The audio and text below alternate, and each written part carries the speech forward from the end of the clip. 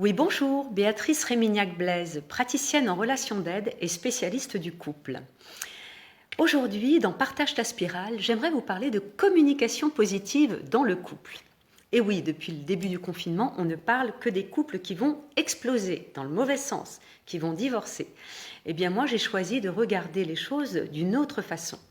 Parce que ce serait dommage de ne pas faire confiance au couple dans des périodes comme ça où justement le temps a été ralenti. Eh bien, c'est peut-être là que chacun d'entre nous allons expérimenter des choses pour peut-être mieux s'écouter et donc mieux se comprendre. Donc évidemment, des tensions, on va les voir apparaître aussi, c'est-à-dire il y aura des nouvelles tensions ou alors celles qui étaient déjà existantes. Mais pourquoi pas aller les regarder, mais plutôt comme une opportunité de changement. C'est-à-dire d'utiliser justement cet inconnu eh bien pour, on va dire, appréhender ou en tous les cas essayer d'inventer une autre manière de se parler, de s'écouter et du coup de s'entendre, et ça va automatiquement développer une meilleure compréhension de l'autre. Donc, pour cela, nous allons devoir nous faire confiance. Et c'est ce qui s'appelle en fait faire équipe. Hein. On n'aura aucun échappatoire possible. On va devoir vraiment faire avec l'autre, mais pour se compléter. Une équipe, c'est chacun à sa place pour gagner ensemble. C'est un petit peu ça que je vous propose aujourd'hui. Et se servir du coup de nos différences, puisque ce sont quand même nos différences qui nous ont attirés l'un vers l'autre, mais ce sont aussi nos différences qui viennent nous agacer dans le quotidien. Parce qu'on aimerait quand même que l'autre pense comme nous, fonctionne comme nous. Et là, en fait, l'idée, c'est d'aller se compléter. Ce que je voulais vous dire aussi, c'est que nous sommes surpris donc par la situation. Moi, en tant que thérapeute de couple, je propose très souvent aux couples qui viennent me voir d'aller surprendre l'autre, hein, d'aller bousculer un petit peu on va dire les habitudes, et pour porter un autre regard sur l'autre et remettre de l'énergie, du carburant dans la relation. Et bien là, c'est un petit peu pareil, c'est-à-dire vous allez être surpris par vos propres réactions, mais vous allez aller surprendre l'autre que vous pensez aussi bien connaître. Hein. On vit ensemble et du coup, on a souvent des idées là-dessus et on connaît les réactions de l'autre. Eh bien non, vous allez peut-être être surpris d'un comportement qui serait adéquat justement à cette situation totalement inédite. Donc ce que je vous propose, c'est de vraiment décider de vous soutenir. C'est une décision. On nous impose une situation qui est évidemment une injonction, mais qui est là pour nous protéger. Eh bien, derrière ce non-choix, vous allez vous choisir de faire quelque chose de bien avec votre couple. On va être vraiment, rappelez-vous, une équipe. Hein. On est dans un huis clos, mais on est une équipe. Je vous propose quelques outils. Tout d'abord, vous pourriez vous proposer de faire un rendez-vous quotidien.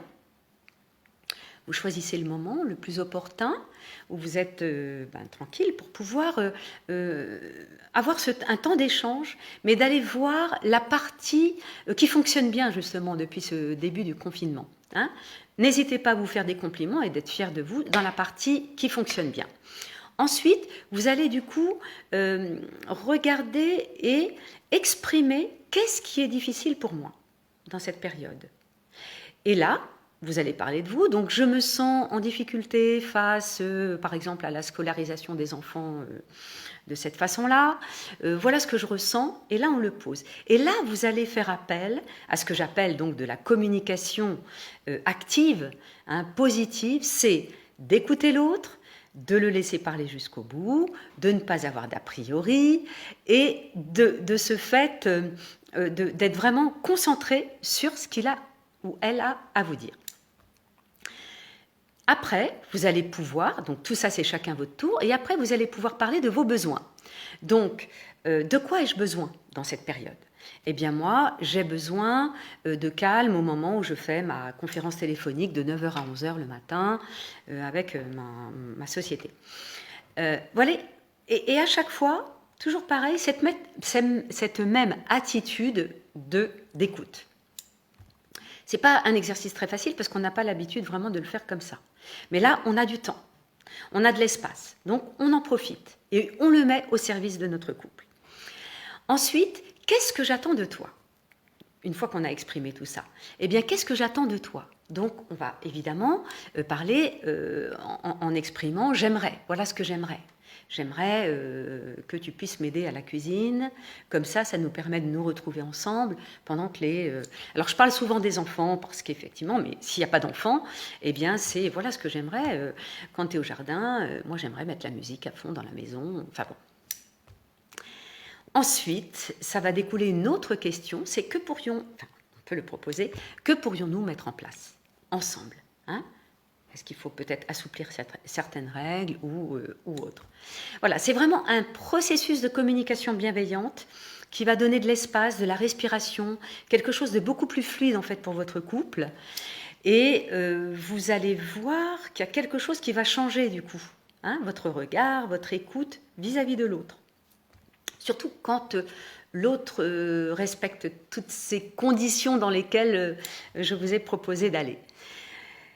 Après, vous pourriez très très bien faire un souhait de l'après-confinement, c'est-à-dire au niveau du couple, on maintient cet échange par exemple tous les 15 jours, ou alors au niveau sur le plan personnel, eh bien moi je continue à faire de la gym à la maison parce que j'ai trouvé ça génial et en fait, moi qui disais ne pas avoir le temps, ben là je vais continuer. Et puis sur le plan collectif, pourquoi pas envisager de rester fidèle auprès des producteurs locaux qui nous ont vraiment rendu service. Et puis du coup, on trouve que c'est vraiment chouette de manger des bons légumes. Voilà, écoutez, j'ai essayé aujourd'hui de vous proposer de regarder encore une fois votre couple autrement dans cette période et non pas sous un regard négatif, comme vous le savez. Je vous souhaite une très belle journée et partage ta spirale.